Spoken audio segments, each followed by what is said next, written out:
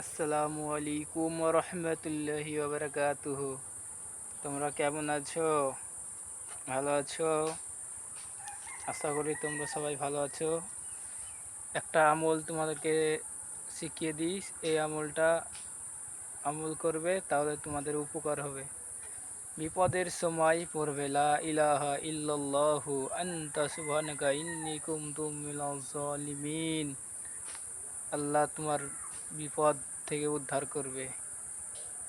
আর বাড়ি থেকে বার হওয়ার পরে 3 বার সূরা ইখলাস, সূরা ফাতিহা, সূরা নাস, ফালাক পড়ে বুকে ফু দেবে।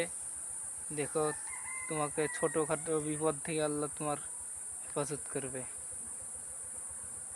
আমিন। একদম ঠিক বললে।